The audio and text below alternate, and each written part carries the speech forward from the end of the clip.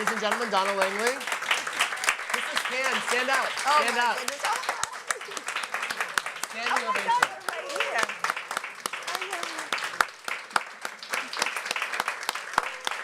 Okay.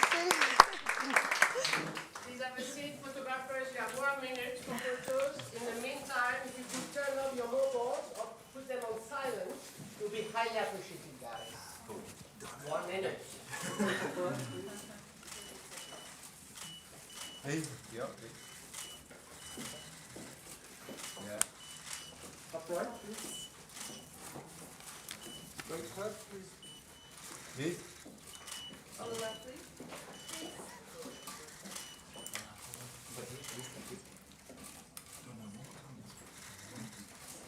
Please, please.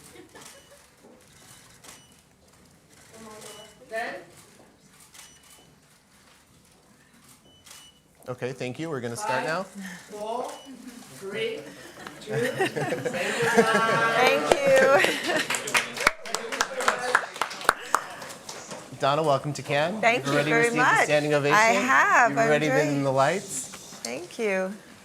I have a lot of questions for you. But Oh, my goodness. I want to start with the business. Yes. Where we're at right now in the film business.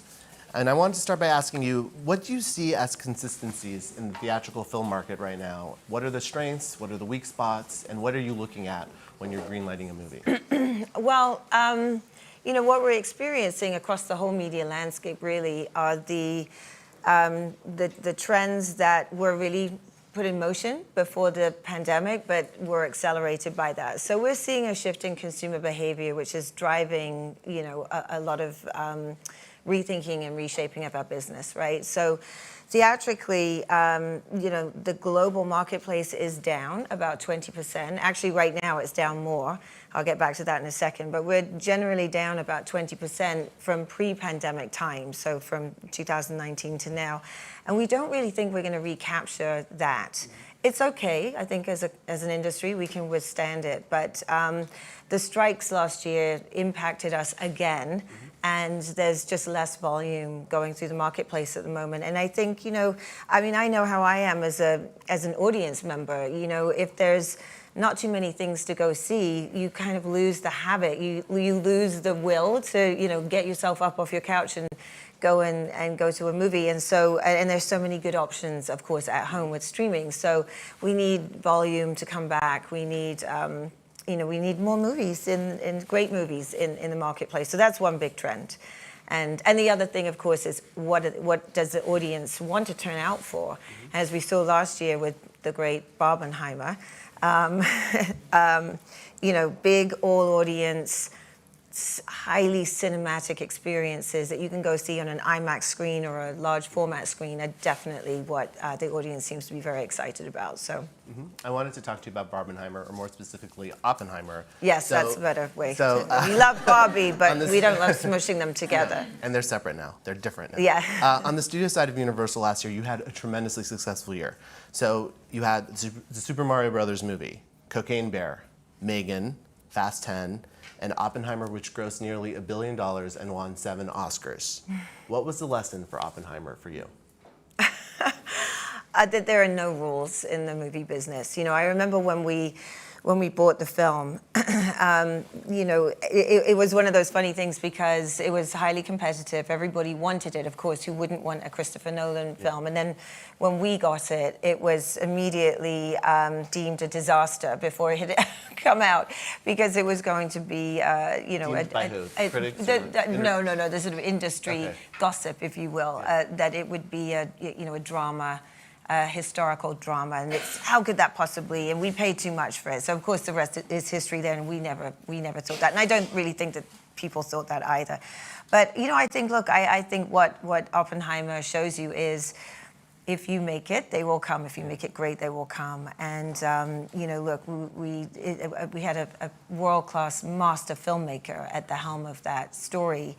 But it does defy odds in some ways. You know, it's a 3-hour historical drama, as we talked about. But you know, but it's propulsive, and all the things again we now know. So it just sort of goes to show you that there are no rules in cinema, which is why we love it. When did you realize it was going to be the phenomenon that it became? Well, I knew the movie was great. First of all, I will just say it was one of the best screenplays I've ever read, and I think I've got my colleague here, Peter Kramer, and Xavier from our French office here, so we all got to read the script, and it really was a tremendous story. Yeah. Not just historical, but it was epic, and it was also very deeply emotional and very intimate. So it was this big scale, but also a very intimate story. And so we had high hopes for it, but in terms of the box office and where it was going, it was really how the audience was interacting with it when it arrived in theaters. You know, there were showings at as early as 7 a.m. in Los Angeles for sure, maybe even more, and people were coming dressed up in hats and coats, and so really interacting with the film in a very, you know, sort of fanship way. And so we knew that we would have a really strong play out by then. And the dressing up wasn't planned. That was just No, it wasn't planned. It was thing that it was just something that. that kind of captured people's imagination, and yeah. What did it mean for you to be the person responsible, or partly responsible, for Christopher Nolan winning an Oscar for Best Director? Well, I'm going to take no responsibility for Christopher. Christopher Nolan won an Oscar all by himself, and he deserved it. And it was really very much about time. But I will say, as a company, when I think about what I'm most proud of, I'm really proud of the marketing campaign around the film, and also the publicity campaign, and the collaboration with Christopher and Emma, and everybody involved, you know, because again, we were marketing that movie during the strike. I mean, we had our actors have to leave the red carpet at the premiere in London, which was one of the most sad moments. But you know, but when they could, they all came back together and rallied. But yeah, the campaigns were very well executed. Were you concerned, as the strike was called, that it was going to prevent people from seeing the movie? No, I mean, we were concerned in the sense that we weren't going to be able to have as robust of a marketing campaign and publicity campaign. You know, our actors couldn't get out and talk about the film in the way that they wanted to. So, you know, and it was impacting other films that were coming into the marketplace or came into the marketplace after that. So, but anyway, it didn't hamper anything. So we're good. And will there be an Oppenheimer 2? No, let's hope not. My gosh. There's been a lot of apocalyptic movies in Cannes, so. Let's hope there's not another one of those. Donna, I wanted to talk to you about your promotion to Chief Content Officer of NBC Universal. When that happened, you arguably became the most powerful and autonomous woman leader in studio history. And so I wanted to ask you, what did that feel like, and what does the weight of that mean for you?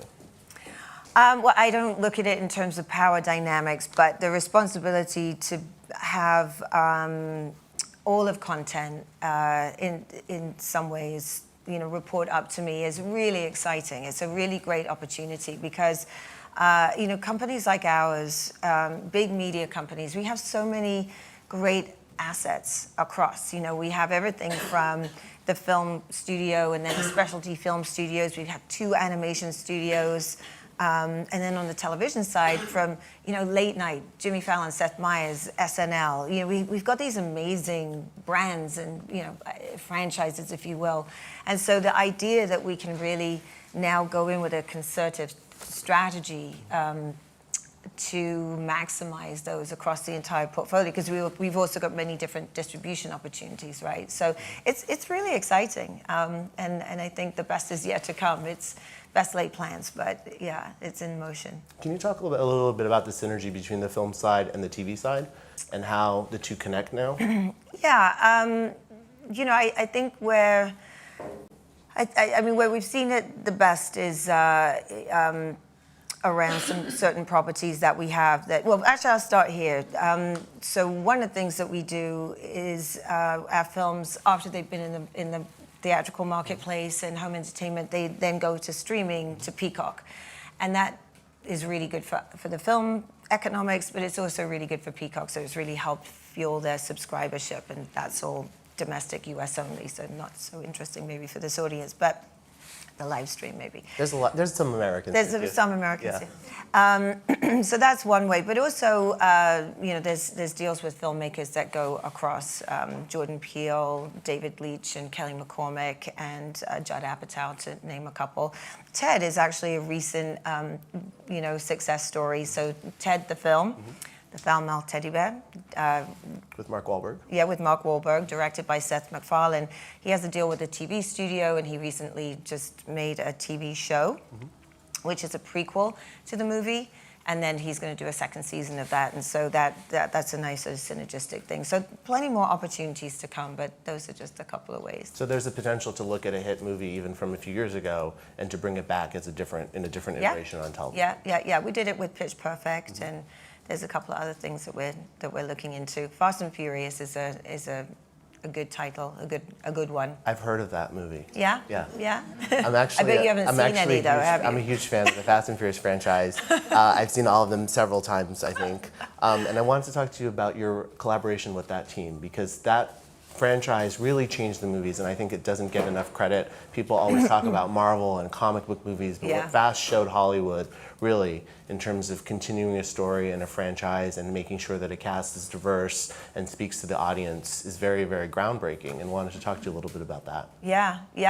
We love Fast and Furious, and I think that's one of the things that is actually responsible for its success, is that, it could easily be something that we're cynical about, and we're not. We treat the characters with respect and care. We love them. We buy into La Familia. We really believe in the family.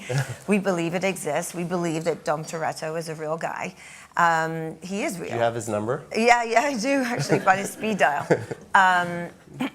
But yes, when I think it was number 5. Yeah, I think it was number 5 of 10. We did pivot the franchise from being a sort of a genre movie in a way to being a world globe-trotting heist film or franchise.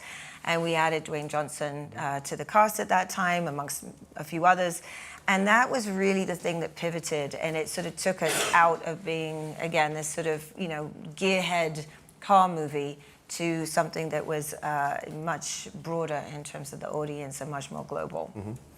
Now, there's Fast 10 Part 2, which is Fast 11. Yeah. Do you think it keeps going? When we think it's going to end, it keeps going. Do you think that the franchise will continue after that, or? Yeah, the franchise is so powerful that it will definitely continue. I think where we go next is a question.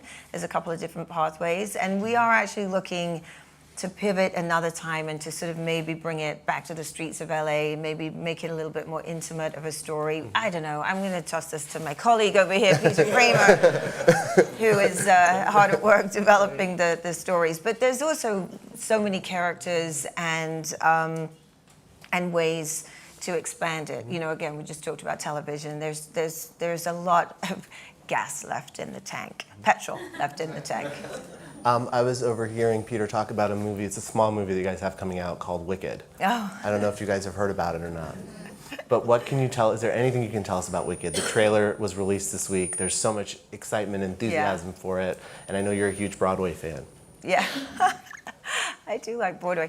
I think the thing to know about Wicked, and you can see it in the trailer, if you know the show, the movie is the show. Only one of the things that surprised us, I think, is that it's 20 years old, but the themes are as resonant today as they were 20 years ago, and that's really a beautiful thing. The sort of films, the themes of otherness with the Elphaba character, and of course the partnership between the two women is really resonant.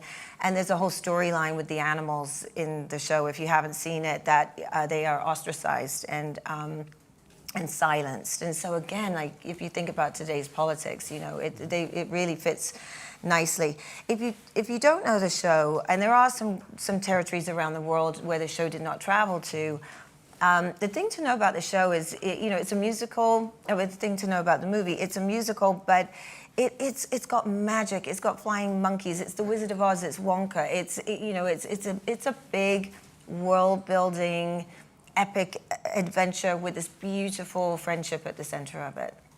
And of course, our cast is extraordinary.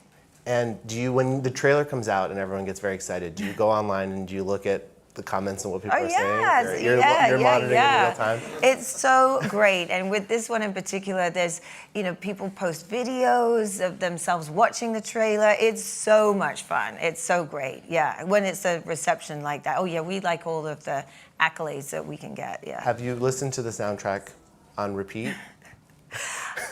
I haven't. I remember when the show came out, Yeah. and at the time, I must have been with a friend, and she screamed from the other room and said, "Will you just turn that off? It's terrible." She's not a Broadway Yeah, for musical sure. fan. I am. We've talked about this before. Yes, exactly. So anyway, so no, I don't. I actually don't listen to it over and over and over again. But there is no. I do have the songs in my head at the moment because we're hard at work in post on the film, and so we're watching it over and over again. So I may or may not have Defying Gravity on a loop in my head. Okay. You have had such a great relationship with Elizabeth Banks over the years, coming from the Pitch Perfect movies to Cocaine Bear and helping develop her voice as a director and seeing the huge success that she's had as a director. Who would you say is the new Elizabeth Banks, or who are you really excited about when you look at the future generation of storytellers now? Well, there's one right here in the audience who is going to be directing. Selma Hayek? Yes, Okay. Selma Hayek. But no, it's an exciting time. We just made a film at Focus with A.V. Rockwell, who called 1001, and the film was really well received, and she received some awards for it. We haven't worked with her yet, but there's Emerald Fennell. There's just so many great next generation filmmakers out there. Do you find that in this marketplace, there needs to be more guidance and more guardrails for directors, or do you find that the voices that are emerging are just so exciting that how do we make sure that when someone makes an indie auteur film, they can elevate and graduate to a bigger movie in the right way? They get to the second movie. Yeah.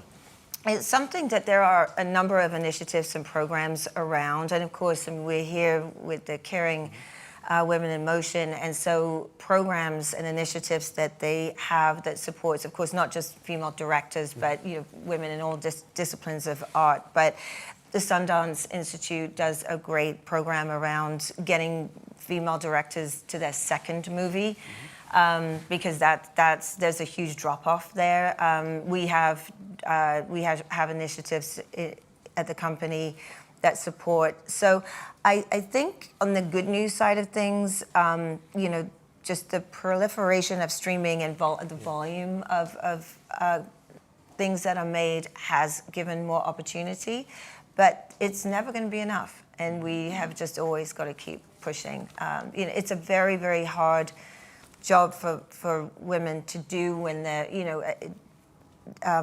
getting into their careers and starting a family and figuring out that balance. It's hard. It's hard for everybody. I'm not saying it's not necessarily a gender thing, but I was actually just talking to somebody the other day who used to be an AD and is no longer an AD because she couldn't leave her family. So it's just finding ways to support, and of course having female directors. I was hearing great anecdotes about the set of Greta Gerwig's film Barbie, and when you have a women-led film, obviously directed, produced, written all by women, the set becomes this sort of friendly environment for women to work and be able to find a work-life balance there. And again, that's not to say that there's not that on male sets, but just having an intentional approach, to the environment that you're creating on a set really helps. Those things help. They matter. I know that you launched the Global Talent Development and Inclusion Department at Universal. How did you find that helped change and evolve and allow for more voices to be at the table? Well, the thinking behind that at the time was that it was really, we need dedicated resources, financial resources, which we got. And then also that department and team needed to report into the studio at the highest level. It was the first of its kind.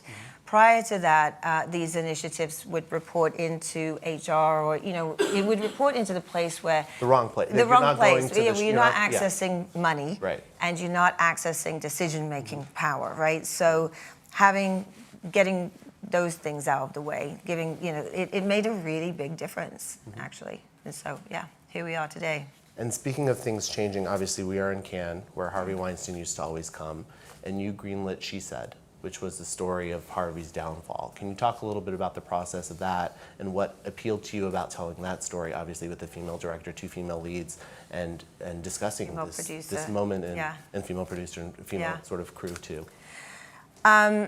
Well, first of all, on its own merits, it was an incredible script, and it was a great package. I love the director. I'd loved her work in the past, and Plan B, the producers, are excellent. But it was really, it was an urgent story, I think, to us when we read it. It just felt like those of us in the industry can probably all think back to where we were when that story broke, when the New York Times story broke, written by Jodie Cantor. Jodie Cantor, thank you. And Megan. And Megan Toohey. And the idea of it being memorialized in the cinematic form felt very urgent to us. And so it was a labor of love, very much so. And also the decision not to make Harvey the focus of it, right? To make the heroes of it the journalists who brought him down. Yeah. Well, look, the story is based on the article, and then it's based on the book that they wrote. And so it really is, it's a story about journalism and about how difficult it is to break a story like that and what goes into it and that journalistic integrity. And then, of course, it's a story about the women, about the them coming forward and their bravery, and it's indelible. That film exists forever. I wanted to talk to you a little bit about how you consume content. So, what do you watch? What do you stream? How many scripts would you say you read a week? How active are you in actively trying to? He's just like looking down. He's not looking up. He doesn't read enough scripts. All right, so in terms of streaming things, I watch as much as I can, but I get so overwhelmed. There's just so much out there. There's so many platforms, and then there's whoever you're having lunch or dinner with, there's asking, have you seen this one? Have you seen that one? I did just watch Baby Reindeer, which is extraordinary. But I like Abbott Elementary and Emily in Paris. Those, if I'm very wide range. If I'm being very honest, and I have a bit of downtime, and my kids aren't around, and there's not sports on every conceivable screen, I am going to watch one of those 2 shows because they're easy to watch. Or I like old classics like I Love Lucy. I'm a big I Love Lucy fan, and even Harold Lloyd, weirdly. But so that's on the TV side. Films, I watch everything when I can, and most things, I'll go to the movie theater to see, but not always opening weekend because I don't get there, but I'll see everything. But and then books. Books I've actually started listening to audiobooks because it's just in Los Angeles we have so much time in the car when you're not on the phone, and so it's just a way for me to actually keep up. It's just too hard otherwise, because scripts, yes, we were reading scripts all the time, and now I have television scripts as well, so it's a lot of reading. How did your love of cinema begin? What drew you to the industry? What drew you to thinking, I want to work in Hollywood? Yeah, I think it's just a delusional idea that I could participate in some way. But no, I didn't grow up thinking, I'm going to work in the movie business. I grew up on a small island in the south of England, and we didn't know about the movie business. But I did grow up reading. My family is, it's a family of all avid readers. And so I fell in love with storytelling when I was younger. I didn't realize it at the time, but I've been asked this question before, so now I've kind of got the answer. But I just grew up loving story. And then when I moved to Los Angeles and I saw that there's actually people who do this, and there's for a living, and there's a vocational aspect to it that I could actually get a job. That's when I fell in love with it. And what was it about producing that spoke to you? What is it about producing that you loved? I think it's it's the aspect of it where you're facilitating somebody's vision, someone's dream, someone's story, idea. It's so exciting when somebody walks through the door with an idea, and you have the resources and the ability to say yes. It's hard to get to a yes. It's much easier to say no, but figuring out how to weave your way to that yes it's a great feeling, and it's a great feeling to work in a creative medium around really brilliant people. We're going to take some questions for social media, but I actually had one more question for you before we did that. It's about the business. Obviously, there's been talk about Paramount being sold or dissolving, and I wanted to ask you what that means for the business. If there's one less traditional studio and there's more consolidation in the market, how do you think that'll affect Hollywood? Well, I think I'll answer it two ways. The consolidation is inevitable. It will happen. I'm not suggesting it's Paramount, but there just will be further consolidation. I think it's sad. I think these companies have been great, and I'm a big believer in the sort of competitive landscape, kind of all boats will rise. There's enough to go around, and I like having healthy competitors. It's much more fun and interesting, and it's just better for the business. But yes, I think this year, I'm hoping by the end of the year we'll kind of know where it's settled, because it's enough already reading about this one, that one. No one really knows anything, so until it's done. That's true. That's always been the case for Hollywood. Yeah. So I'm going to take my phone out. Sorry, they told me the social media questions are on my phone. So I'm going Okay. to read you a few questions that were sent my way. This is from @Crystal Thomas. Do you have any advice for young women who want to pursue a career in the movies? Sure. My advice for people who want to break into the movie business is really, I just use the word vocational. One of the things we do when we're mentoring is try to break down the mythology of the film business. It is a business. It's an industry. And there are so many different access points. Now, obviously, if you want to break into the field of directing or acting or writing, it's a little harder because it's hyper-competitive. You need to have the skill to do it.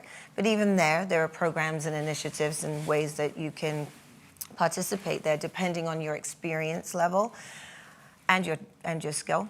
But everything else is fair game. And I think it's just about, I came up through the industry from an intern to an assistant and came up that way. So I'm a believer in that. It's almost like an apprenticeship. But it's really about figuring out, you're not going to step into it in your ideal perfect job. You might step into it in something that is adjacent to what you want to do, but just get your foot in the door and then work hard. And following your passion, I always tell young journalists, Yeah. they're not in film, Yeah, but I yeah. tell them to follow your passion, because I think if you do what you love, you'll do better at your job. Exactly. Well, I think you have to be passionate in order to do it, because it's hard. The next question, we kind of touched on this, but they want to know what movies made you want to make movies? Oh, well, I'm here in France, so I'll talk about it. In my early 20s, I spent quite a bit of time going backwards and forwards between London and Paris for fun. And I would go and watch movies there. I saw Le Grand Bleu, the Big Blue, Luc Besson's movie, Diva. I saw it it was an older movie at that point. But I just loved it. I loved the experience of seeing cinema in the cinema capital of the world.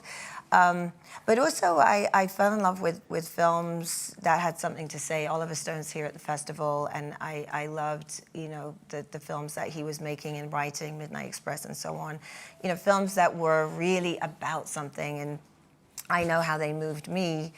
And the recognition that this medium is so powerful. Yes, it is there to entertain, but it's also there to inform and educate, inspire, uplift. Yeah. Is there a secret to giving a good note? Because there's always this discussion where directors get very frustrated. They're like this, or some of them do, where they don't like what the studio wanted them to do, but you have such a great relationship with directors. So how do you have the ability to give a note, but also to to be a collaborator so they accept a note and improve the movie. Because Yeah. that's what it is. It's a collaboration. It's obviously a director's vision, but they do need guidance from the studio to make their movies better often. Yeah. You know, it's a delicate balance. It's like telling somebody that you don't like what they're wearing. You know, it's deeply personal, but I think its approach, the approach is, I think, number one, be a good listener. You know, and listen to what people are saying and also what people are not saying, because you'll usually find the truth somewhere in there.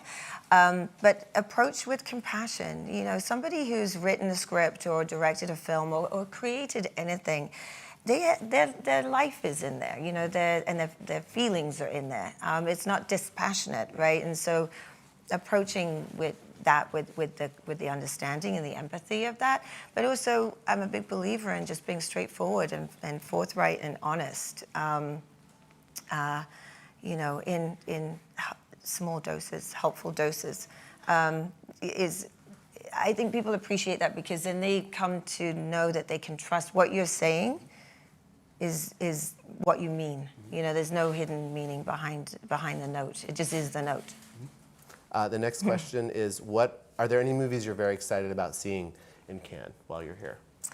Well, I missed already, because I'm just the ones I'm reading about. You know, the Yorgos movie, of course. I'm dying to see that, and also the Paul Schrader film that screened last night. Just reading some of those. Canada. Yeah, Oh Canada. That sounds really great. And then the Andrea Arnold film also sounds great. So I probably won't have too much time to see them, but I'll be looking forward to catching up with them. You'll catch up later. When I'm not here. Yeah.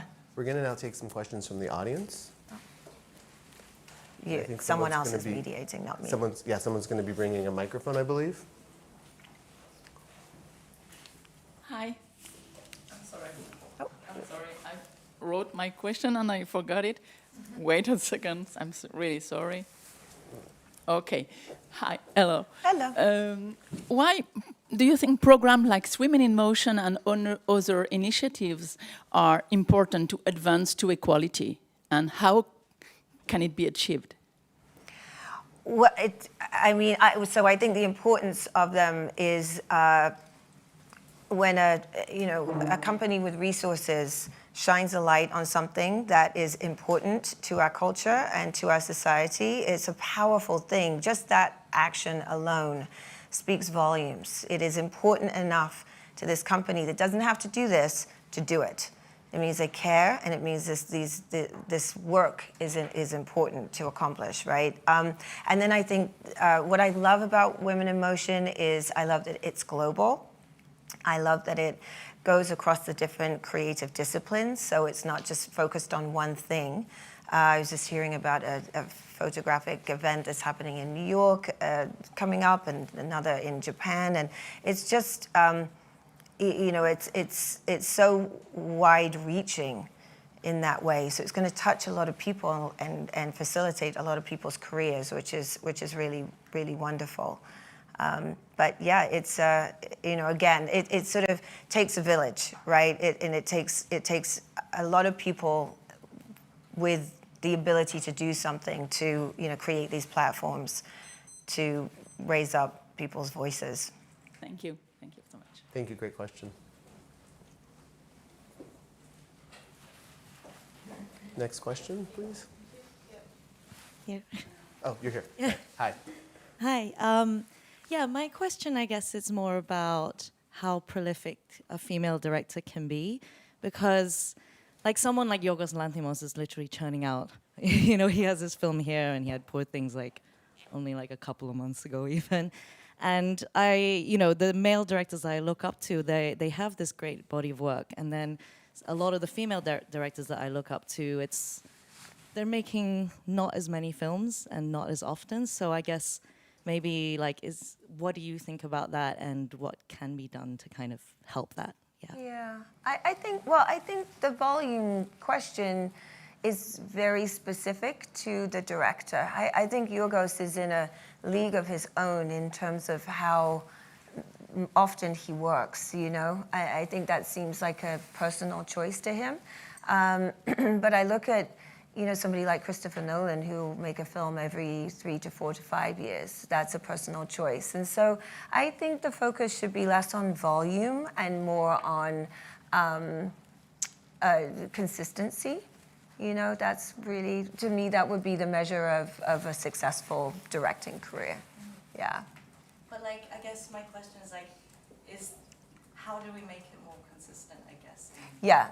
For female? Right, exactly. And yeah, I think it goes back to a little what I was saying earlier, that, helping women go from that first movie to the second movie, making sure that there is the opportunities. So it is this, again, I'll go back to Women in Motion. It's things like, giving people the voice and the platform to be able to do it, the funding, of course, and also the training to really understand what is viable in the marketplace. How do you get your project set up? How do you get it financed?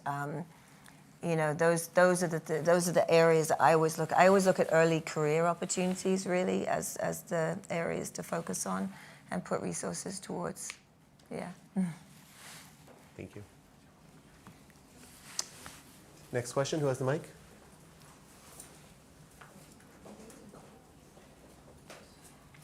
Bonjour. Sure. Nadia. When I was a little girl, born and raised in France, my parents came from Algeria, Africa. Okay, so I'm product of immigration. I do not find any model in French cinema about story. I found that in American movie, Western with Native American. So actually, I'm very concerned by racism who exists in Occidental cinema, not only French cinema, about Arabic cultures. And I know one just exception in American model. I was very surprised and very moved when I discovered Moon Knight. It was a Marvel franchise. And I was very concerned that they engaged an Egyptian filmmaker, Mohamed Diab, who made a masterpiece, The Woman of a Bus 666. And actually, I would like to ask to you, what's going on? Because I have no confidence in French cinema, not so much, because we need fiction about the huge culture of Arabic, not only the connection between France and Algeria, but just one example, Les Mille et Une Nuits, the fairy tale, it's 1,000 and, comment on dit Mille et Une Nuits? 1,000 stories. The tales, the night, with Scheherazade. Scheherazade. Actually, I know no picture about that, and I'm very surprised. Yeah. You understand? So we have such a huge culture, not only Arabic or Africa, and to me, United States, it's United States of different culture. And voilà, it's my question, because I think it's a big issue, actually, not only about story, but about equality, democracy, and truly the stories, we need the stories, not only documentary, not only news. And I think that actually now it's in Hollywood, that it's the goal to me, to find that. Merci beaucoup. Yeah. No, it's a great question. I think, look, I was actually just having the conversation last night with a Ukrainian filmmaker about his own culture and country. I think finding ways to support specific cultures it's got to be done in a bunch of different ways, right? It can be done in a grassroots way within the communities themselves, and I think that, what's underneath your story is what we want to do is avoid bias, right, with depictions, negative depictions, and there's been a heavy focus on, in American cinema, as an example, with the depictions of different cultures, different races, and really checking for that unconscious bias and how it comes through either in casting or stereotypes and so on, right? And so we could probably bring that work further to be more inclusive with different cultures. So that's sort of one way of doing it. I would say, unfortunately, this is one of those questions that we could be here all afternoon unpacking it and talking about it. And that's not to suggest I'm not going to get into it, but it's just, we have to, we have to just keep putting one foot in front of the other. That's sort of the best I can do for now. Because there's so many reasons that go into it. If your question is why are these things not being financed, why is there not more support? I think it's just it's a general issue, right? So. And progress takes time. Right? Yes, yeah. And we're moving in the right direction. And thank you very much. Thank you very much. That was a great question. But thank you very much, everyone, for attending. We really appreciate you, Donna. Thank you very much. That was great.